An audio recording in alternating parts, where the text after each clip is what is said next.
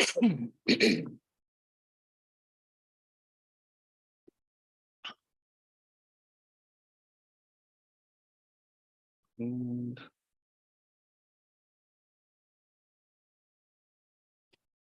we're live.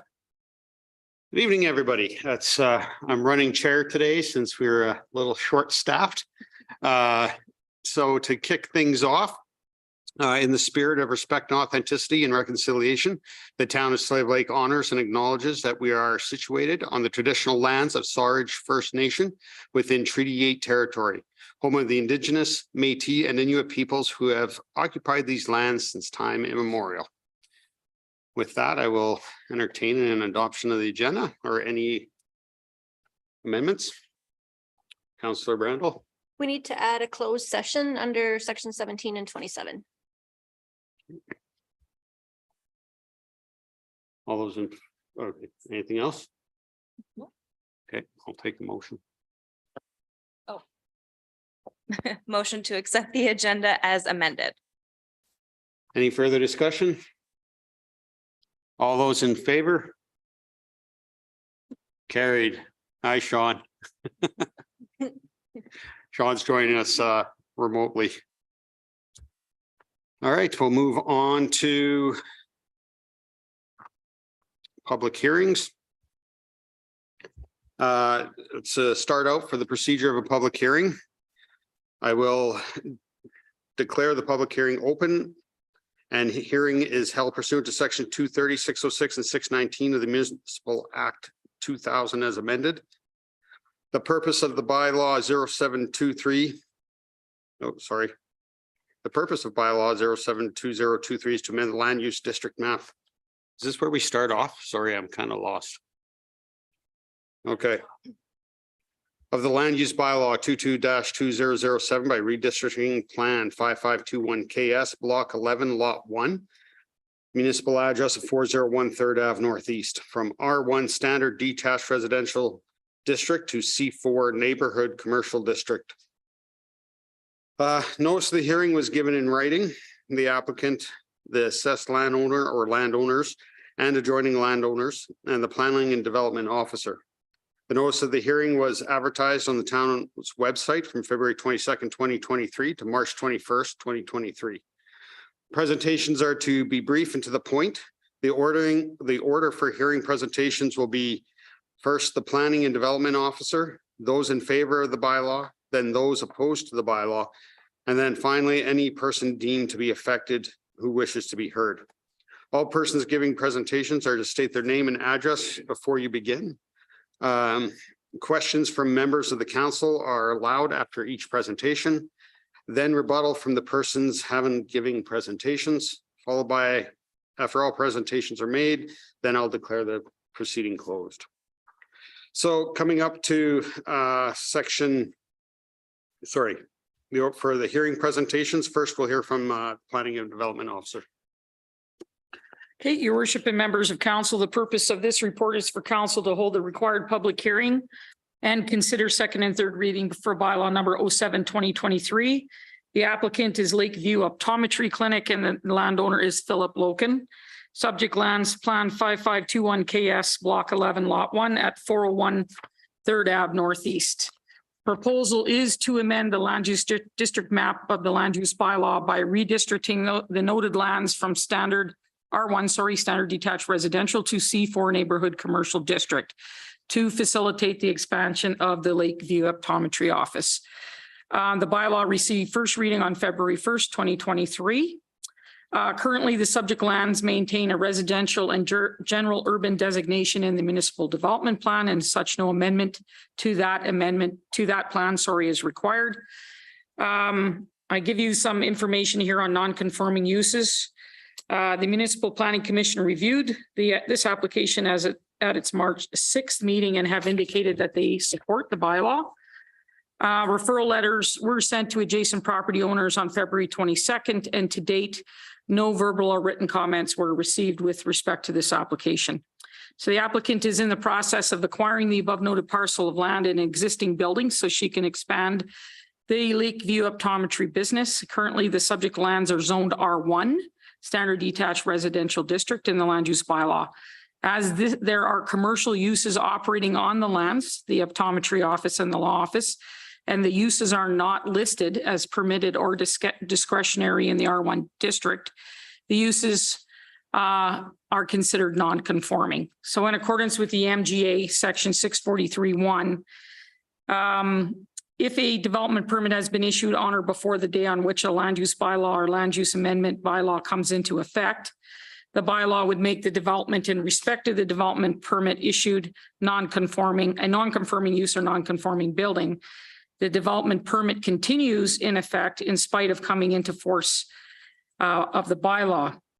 Subsection 2 says a non-conforming use of land or a building may be continued, but if that use is discontinued for a period of 6 consecutive months or more, any future use of the land or building must conform with the land use bylaw then in effect. Subsection 3 states a non-conforming use of or part of the building may be extended throughout the building, but the building, whether or not it is a non-conforming building, may not be enlarged or added to, nor structurally altered, or structural alterations made to it or in it, which is in effect what the issue is that we're having right now. The Act goes on and gives you quite a bit more information on non-conforming uses. So we'll move on to the purpose and use of the Seaford Neighborhood Commercial District, which is what the proposed amendment is looking at. So the purpose of the Seaford District is to provide retail and service outlets in the neighborhood shopping development of not more than 4 establishments. The outlets would provide convenience goods and services to adjacent residential areas and not directly compete with the downtown facilities. The list of permitted uses include retail convenience, medical and health offices, outpatient, and offices. The list of discretionary uses include apartments above ground floor of commercial, daycare facilities, gas bar, laundromats or dry cleaning establishments, digital signs, personal service, restaurant food service only, and restaurant licensed service stations and public utilities. As can be seen, the uses listed will provide neighborhood convenience services, however, should reduce the potential negative impact on the neighborhood and should not draw businesses out of the downtown core. As such, council and the residents of this area can be assured that future uses on the site would be limited to those items that are listed in the C4 district. And that's all I have at this point. Thank you. Any questions from council? Okay. At this point, I will ask those in favor of the bylaw who wish to speak to come forward.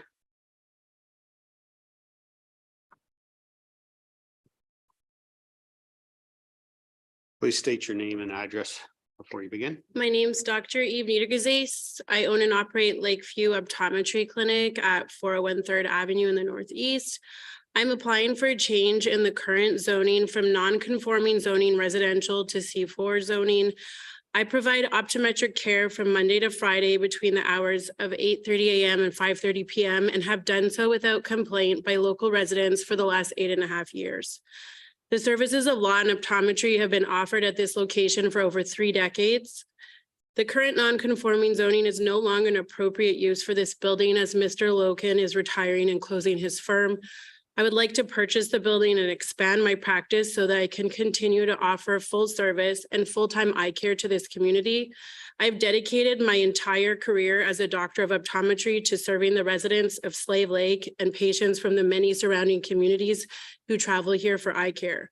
I'm the only optometrist who lives in this municipal district. I am the only optometrist in Slave Lake who provides full-time care, which is essential for continuity of care and for the treatment and management of medical eye care. I have an excellent working relationship with the local medical doctors. I love providing eye care to my patients, and I strive every day to offer my very best to my patients. Expansion from my clinic is necessary in maintaining and improving the level of care that we provide. In the 8.5 years that I have worked in Slave Lake, my practice has grown exponentially, and we are in desperate need of more space. The number of eye conditions that are being managed in my clinic has far exceeded what has been previously offered in this community, and we would like to be able to continue to provide more services to our patients and to do so in a modern facility. This building needs renovation, and my practice needs more space. I am willing to take on the care, maintenance, and renovation of the building, which has been limited in part by the very restrictive non-conforming use. It would be a shame to see this building sit vacant, and I'm both willing and ready to take on this project. At the last bylaw hearing, there was much discussion from council members regarding their willingness to support business expansion in this community, but there was no mention of the importance of the service that I provide. Eye care in Slave Lake is essential. It would be a terrible loss for this community to not have access to full-time, high-quality eye care. In addition to prescriptions for glasses and contact lenses, I've been involved in the diagnosis, treatment, and management of hundreds of eye conditions, both related to the eye and systemic conditions. In the respective time, I'll spare you listing all of those.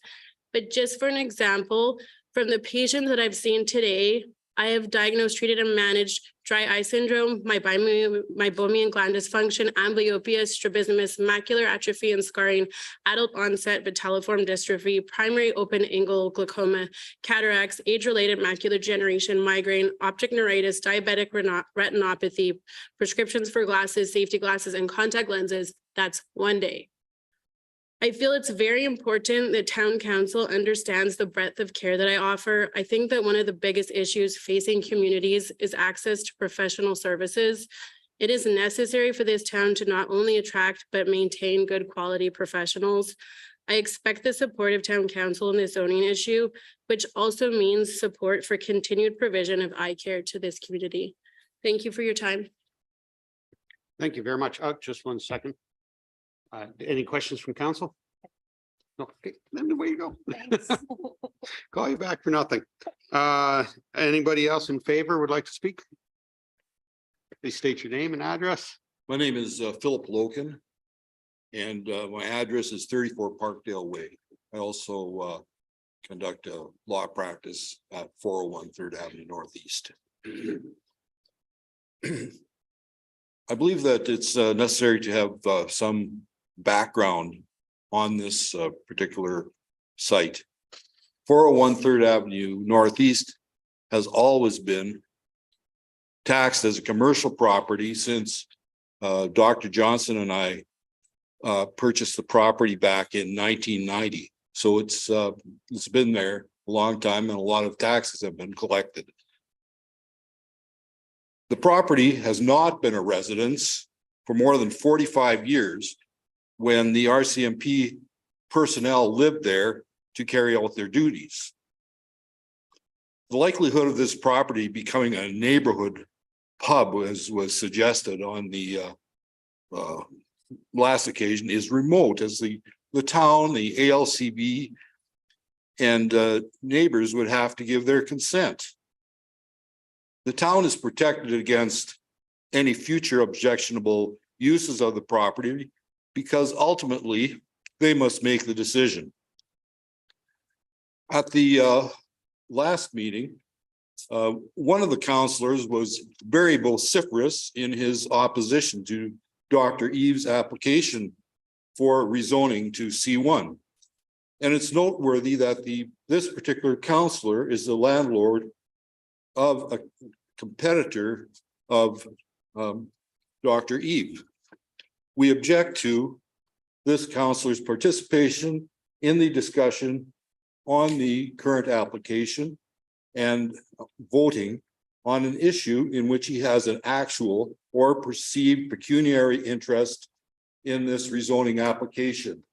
Because this is the perception, we ask that this counselor do the right, proper, and legal thing and recuse himself from the discussion and the vote on the application. We are concerned that business in Slave Lake is being discouraged by some councilors' inflexible attitudes towards progress. We are hopeful that the council will pass the zoning application tonight, one that's on the table, although C1 would have been preferable. I think those are my submissions. Subject to any questions. Can I actually interject there? And I would like to do a rebuttal, actually. So if you do want to push the conflict, the perceived conflict of Councillor Adams, because we're shorthanded it's going to delay the process another month. Well, so be it. Okay. So you're going to get. We would have to remove the this report from the agenda tonight, and we wouldn't be able to vote on it because we wouldn't have quorum.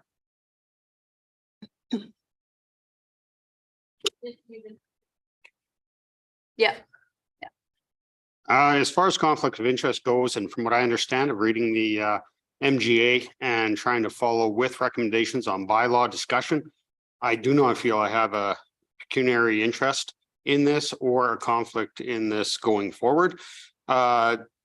To discuss or vote on a bylaw that applies to business or business activities when a counselor, an employer, or council member of the council's family has an interest in a business, unless the only business affected by the bylaw is the business of the counselor, employer, or counselor's family. As such, this does not apply. not the- So I do not feel that I am in conflict, and I feel we should move forward. That being said, do you have any further statements at this time? No, that'd be my Okay. submission. Is there anyone else in favor of the bylaw that wishes to discuss? I'd like to say something else. In favor? Just you're in favor of the bylaw or you're deemed affected? In favor? Okay, come on up. Sure. We were just clarifying. No, I was just finding out where you come in on the thing, because those deemed affected would come at the end, but if you want to speak in favor, then go ahead. Yes, Come on up. Corey, please come up. Finally found an optometrist that I don't have to go. to Now the just city. come up, state your name and Oh, address and then, I sorry. think everybody knows me, but anyway, Thinking, yeah. Herfrey Schmidt, number 9 Parkdale Way, Southeast Slave Lake.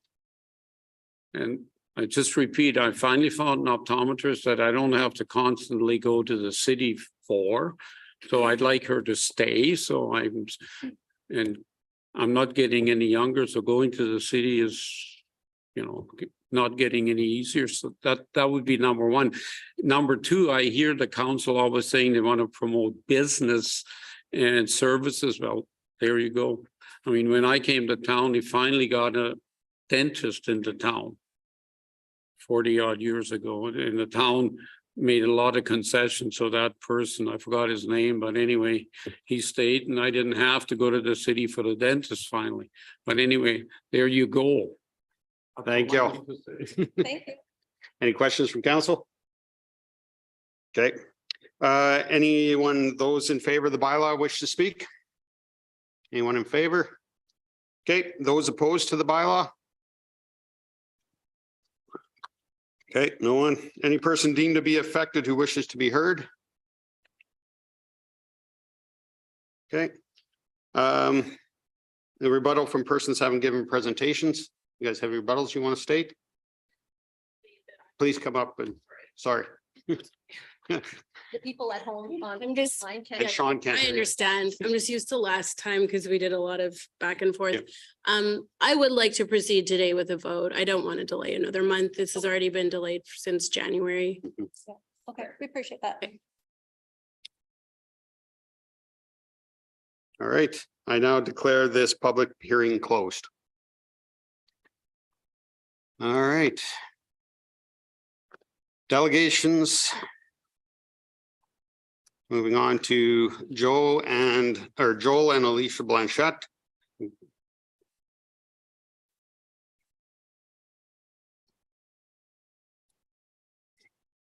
Hello. That's my word.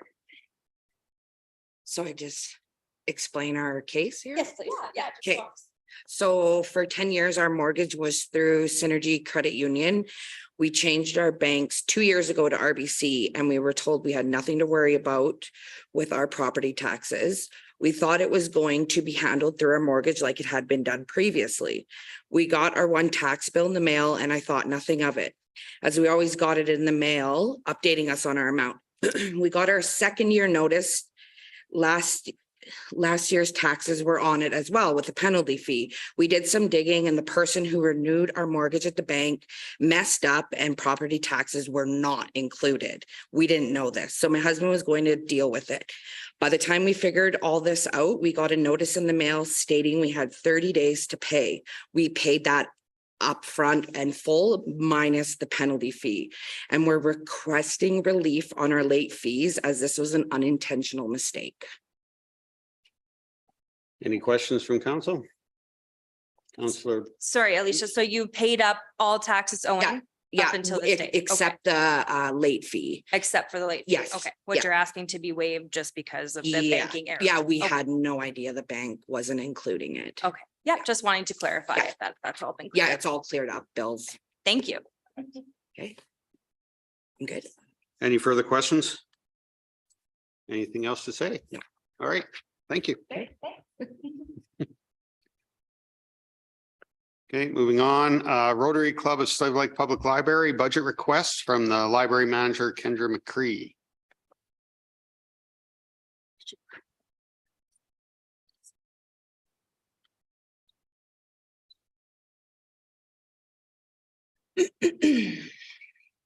So I'm Kendra McCree. I'm the regional library manager.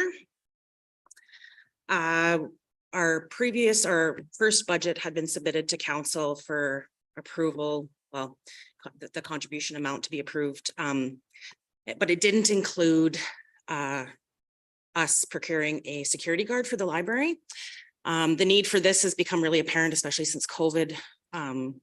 There's a lot of incidences occurring at the library. So what I did for you guys, and you can see it in your agenda, is just a summary over a period of, I think, 24 days.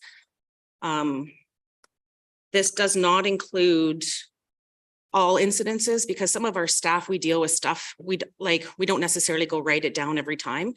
The evening staff is more diligent in keeping track. So this majority of these things happened in the evening when the town office is closed, we're understaffed, and the staff we do have there they're not trained to deal with stuff like this.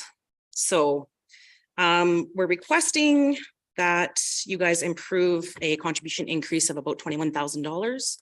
And that will allow us to contract out a security guard for evenings and Saturdays. Any questions? Counselor Hughes?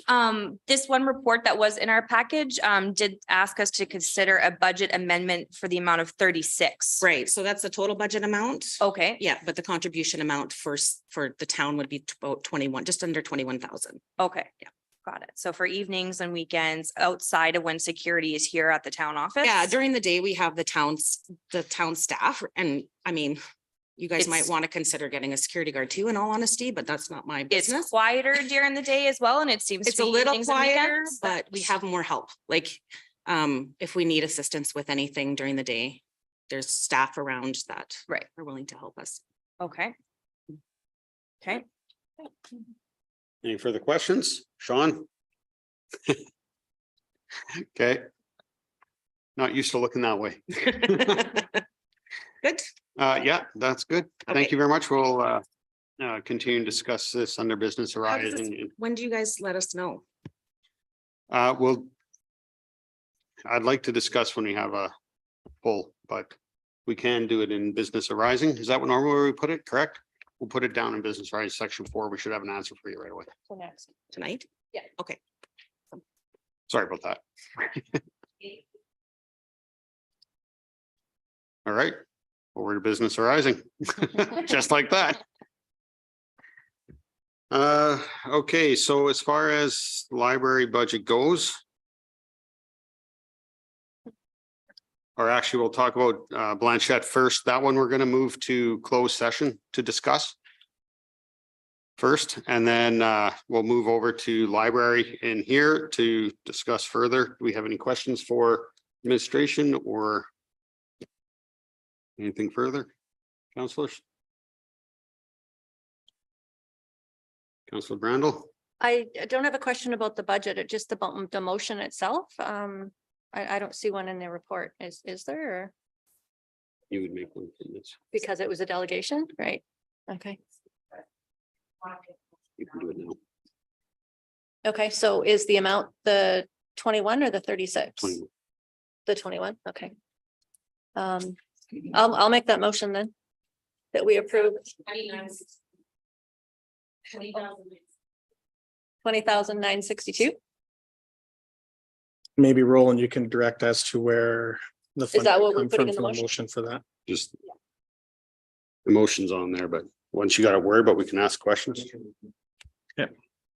We have to determine where that is. Future coming from? expenditure. reserve. Future expenditures. Fine. That was my next question. So Motion on the floor. Got that? You got that figured? Perfect. Translator. Any further discussion? All those in favor? Carried unanimously. Sorry about that, guys. Okay, minutes from previous meetings.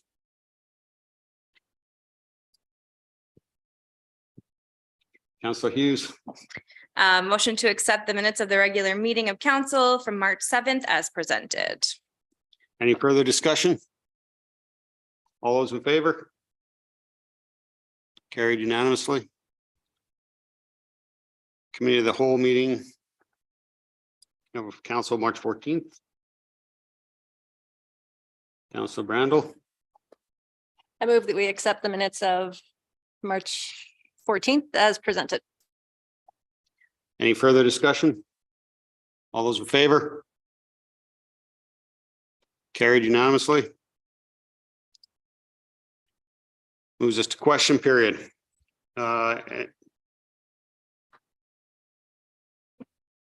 Sorry.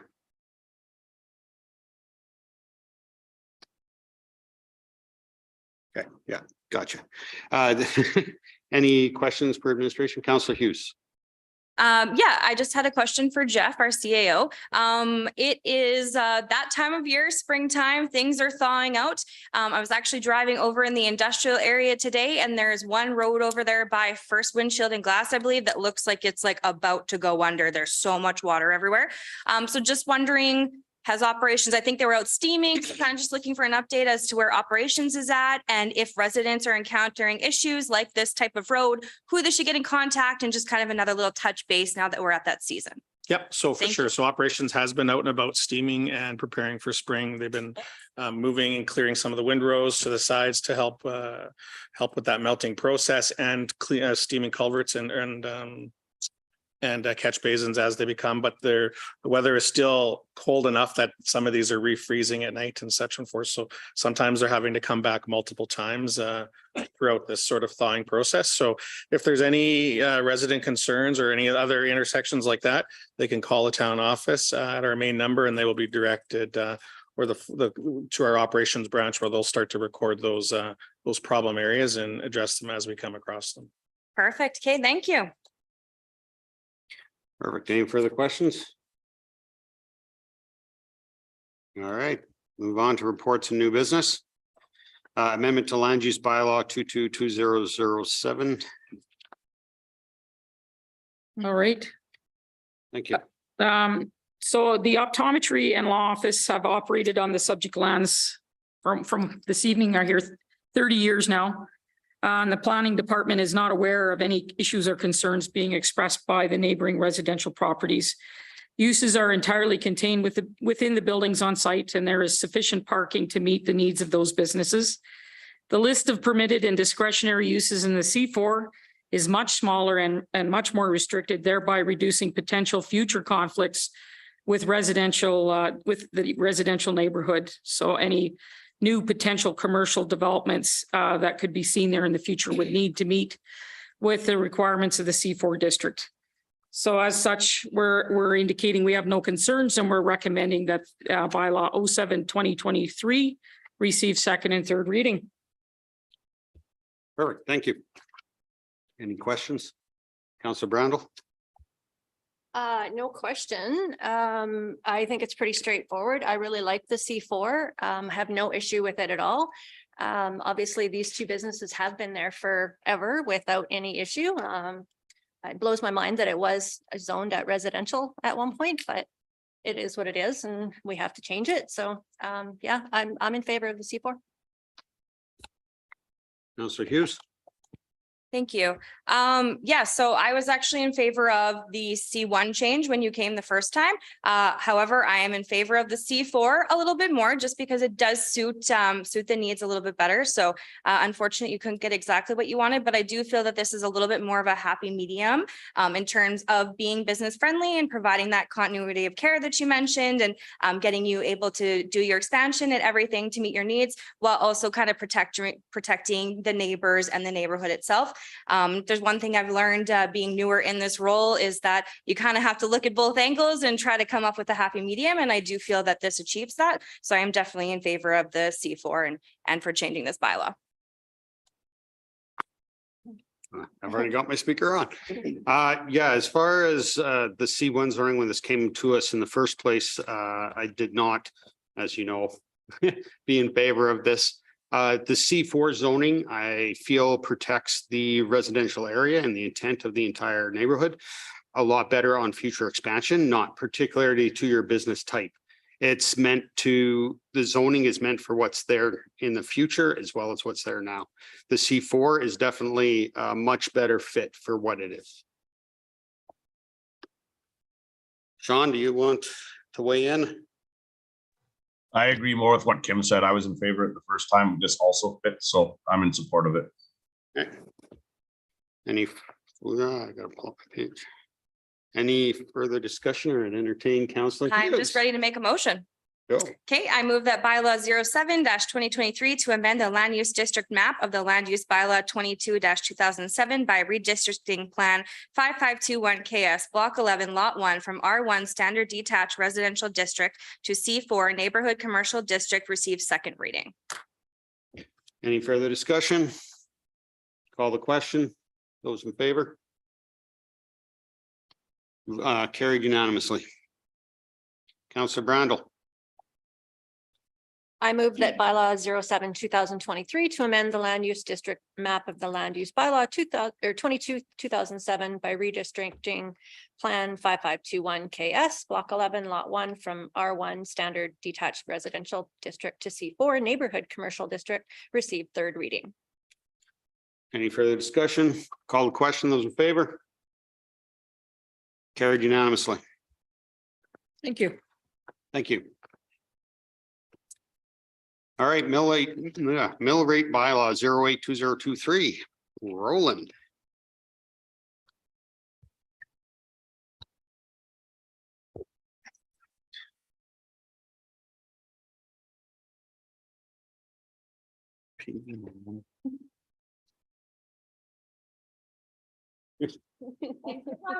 Exciting stuff is done.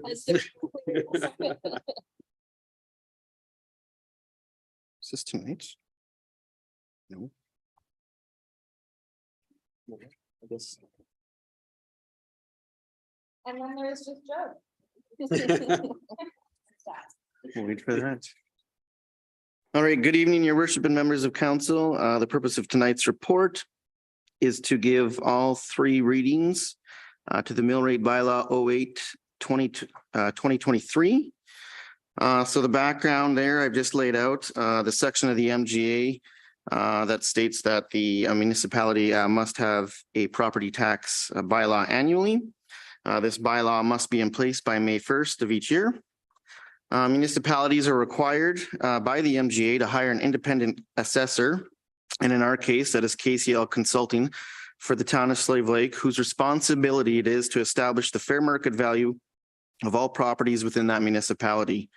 Once the value of the properties are added up, the total assessment value is established and it forms the overall tax base, excluding exemptions from which each individual tax roll account will be assigned its proportional share of tax revenue to be raised in that particular year.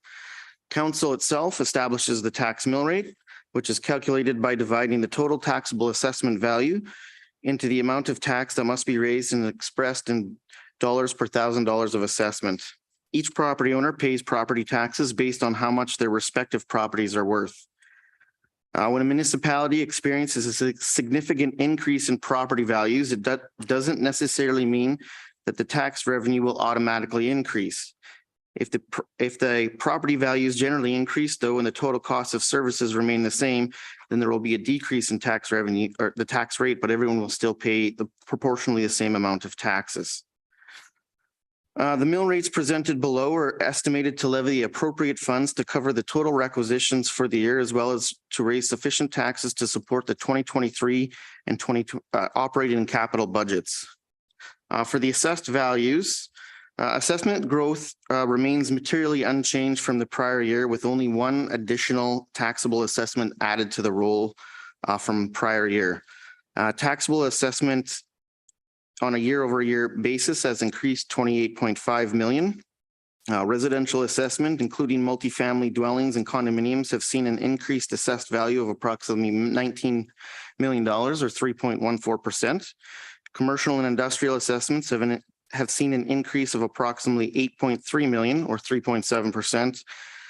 Linear assessments have increased 600,000 or 4.75%, and non-taxable assessments have increased by 1.8 million. For the overall mill rate changes, the mill rate for residential / farmland will change from 9.3689 in 2022 to 9.4735 in 2023. Non-residential will have a mill rate change from 13.8858 in 2022 to 14.0409 in 2023. The combined mill rates for municipal, school, and seniors residential will change from 12.4 in 2022 to 12.336 in 2023, and non-residential linear combined rate will change from 18.0869 to 18.0615 in 2023. And with that, I would entertain any questions. Any questions for council? Council Brandel? Pretty straightforward stuff. We have to do this every year, so I will make a motion. Council give first reading of tax rate bylaw 08/2023. Any discussion? All those in favor? Carried unanimously. Councillor Hughes, you're busy tonight. There's You're only out so doing many these of us tonight. here. I move that council give second reading of tax rate bylaw 08/2023. Any further discussion? Call the question. All those in favor? Carried unanimously. Councillor Brandel? Oh, no, you'll get the next one, Sean.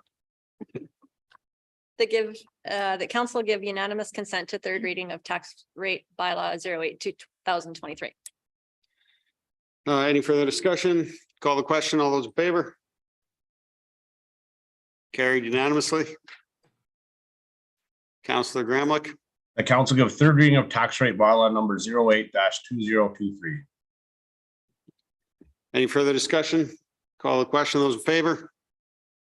Carried unanimously. Thank you. Okay, amending the 2023 operating budget. Perfect. So with the mill rates change, so during budgets, we had to estimate what the school requisitions were going to be because the province hadn't finalized their budget yet. With the province having issued their budget, the school requisitions amount will then be able to be determined. So the purpose is just to amend the operating budget to reflect the actual school requisitions that are going to be levied throughout the year. It has no impact on our operating budget, bottom line wise, to raise additional taxes. It's more of a making sure that the budget number and the final number at the end of the year makes sense. So it's more of just a material change to reflect that increased or that change number. Any questions? I got one quick one. Is it normal, or what's a normal time frame for the province to come out with that, or does it vary radically from year to year? Varies whenever they pass their, whenever they get around to pass their budget. So. Okay, thank you. Councillor Brandel? I'll make a motion that council amends the 2023-2024 operating budget as presented. Any further discussion? Call the question. Those in favor? Carried unanimously. All right, 7D swim test wristband program, move to receive. Oh, sorry. Not sure why that's in the agenda piece.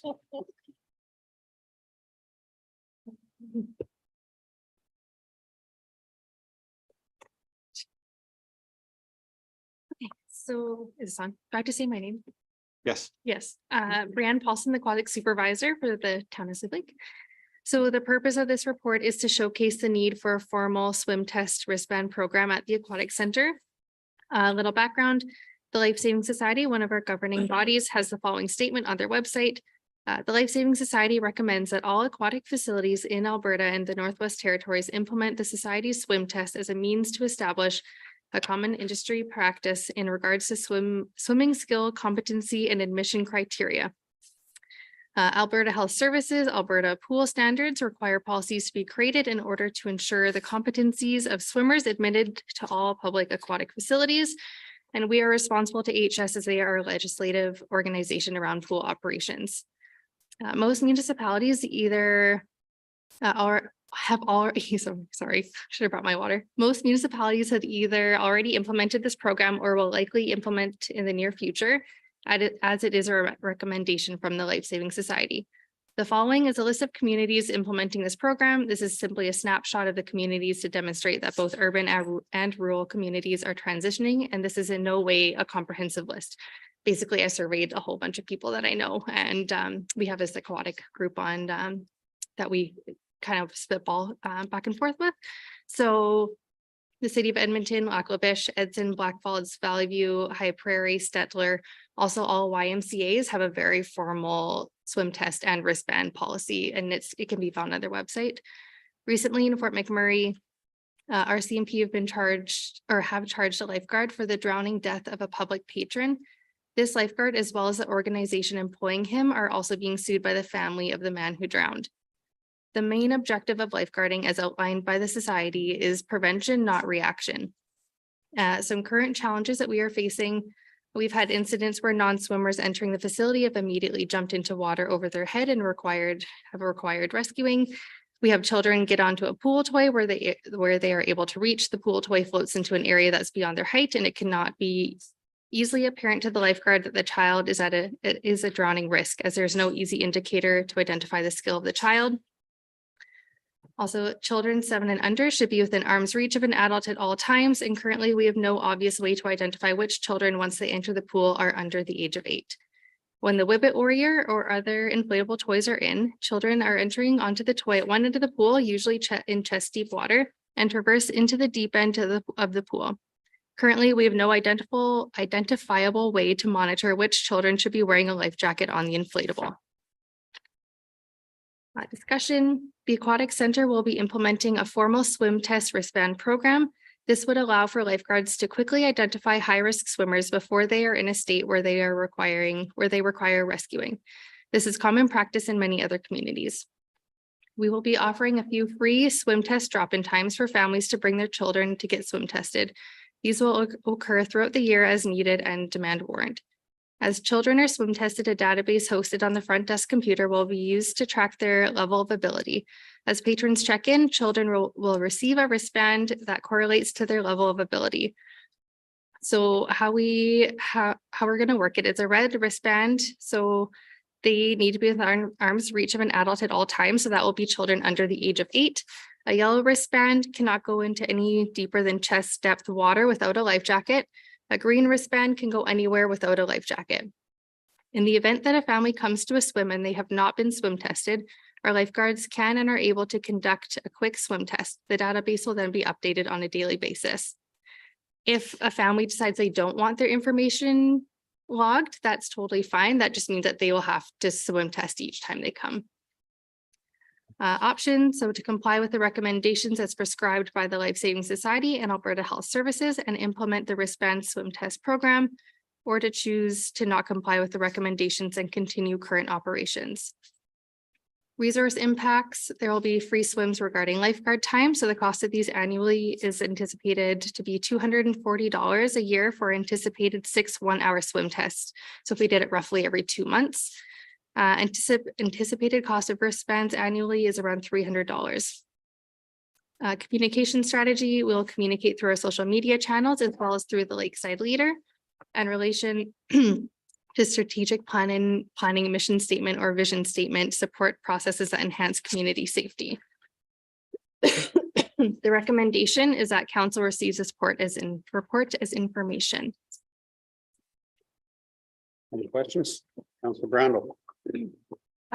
So you're gonna just be doing the swim test as a drop-in, like if they come on a Thursday, they can do it. If they come on a Saturday, they can do it.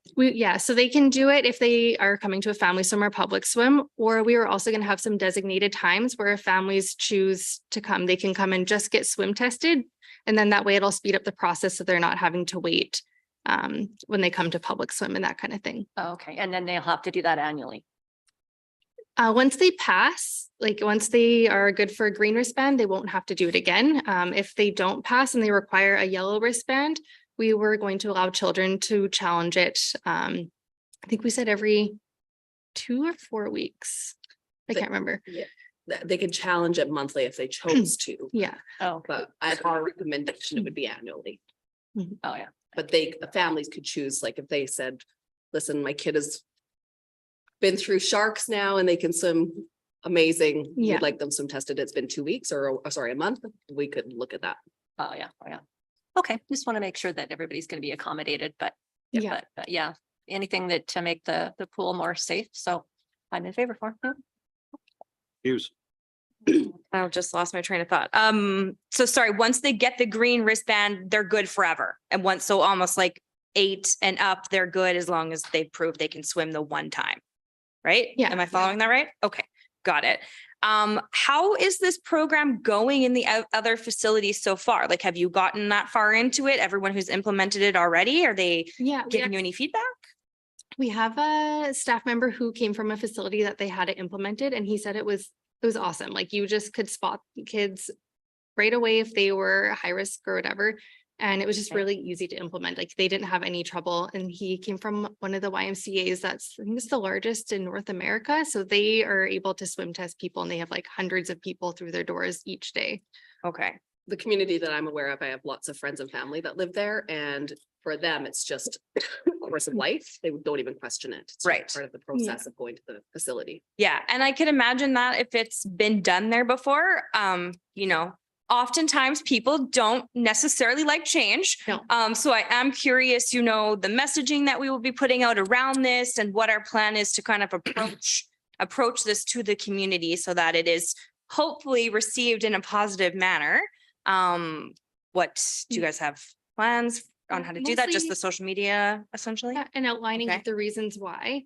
Okay. And yeah, I mean, obviously we want to promote it as best as we can. At the end of the day, I think that patron safety is more important than optics, but we will try to promote it and outline the reasons behind. And for staffing too, because I know sometimes like it gets busy, you go into a free swim, you just kind of go help yourself though. Like it'll be kind of controlled environment in that sense where everyone will have to wait at the counter. They'll have to check in because sometimes depending on when you come in or out, you just kind of can free flow in there, right? So Well, if any there won't kids end up require on the- extra. staff? If any kids end up on the pool deck without a wristband, like we would stop them and Okay, check the database, see where they're at. And if they're not in the database, then we would swim test them. okay, Like if they like came by and just like scanned their membership card kind of thing. But okay, I mean, they still have to stop and like check in and or pay at the front desk. right. Okay. Okay. That was all the questions I had. Sorry, when are you gonna start this? As soon as possible. Awesome.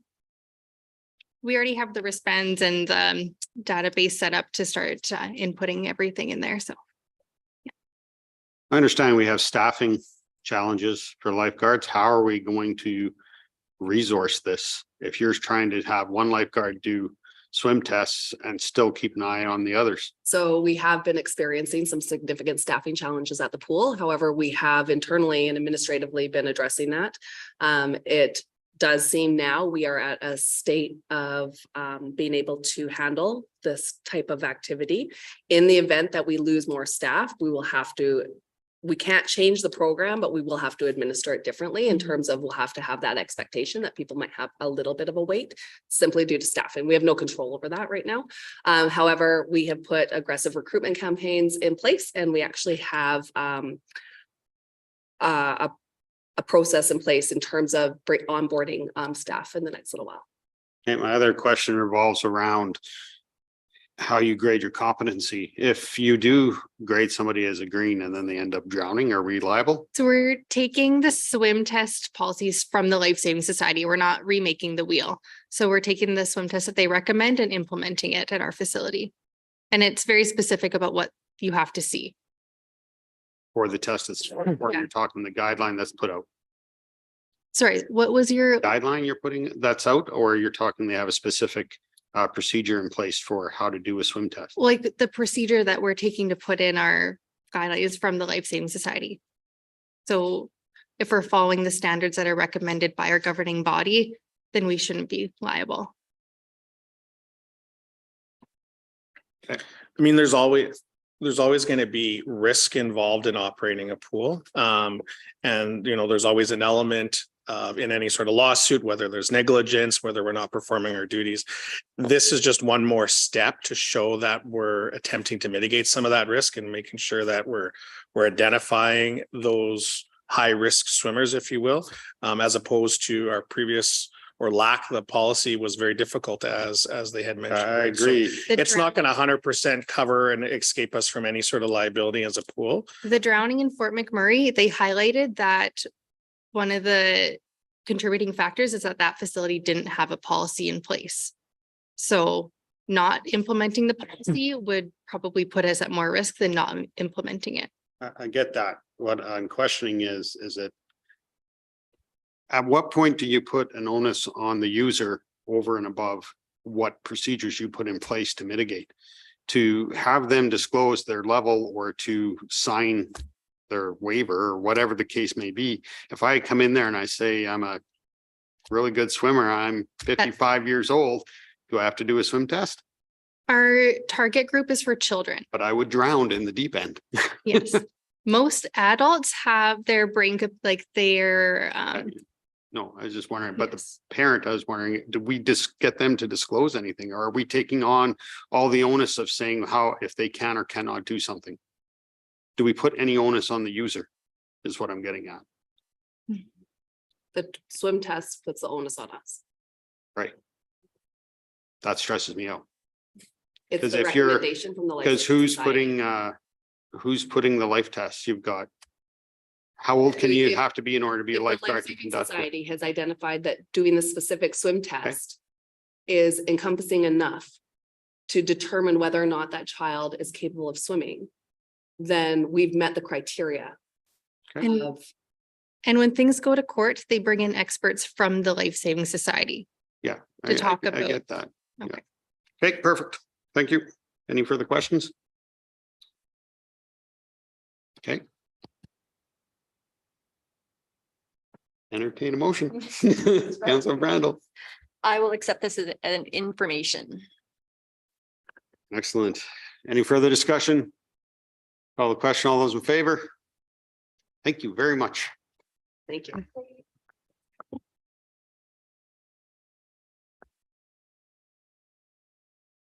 All right, Mayor's Corner. Yeah, that's not happening. You got the deputy mayor on or the Yeah, interim mayor there's no on there. deputy mayor corner, so. Sean, you want to step up with something? You're usually pretty good at this and I'll put you on the You know spot. what? I actually hate Mayor's Corner. I was thinking about this, like even for Tyler, he was struggling to say stuff, make stuff up as we go, find something to talk about. I'd like to see this as more like a council corner or some sort of roundtable discussion or open discussion if anyone has anything to add. I was going to bring that up in closed session tonight, but since you threw this on me, I'm not a fan of the Mayor's Corner. And discuss. I actually kind of like that idea. It just gives everybody an equal opportunity if there is something. So I'm kind of in favor of that, but I don't have anything currently to discuss. Maybe if you gave me a couple minutes, but something to talk about in the future with new mayor and council, hopefully. There you go, future discussions. All right, I will entertain a motion for closed. Councilor Hughes. Motion to go into closed session. Any discussion? All those in, call the question, all those in favor? Carried unanimously. Thanks, guys.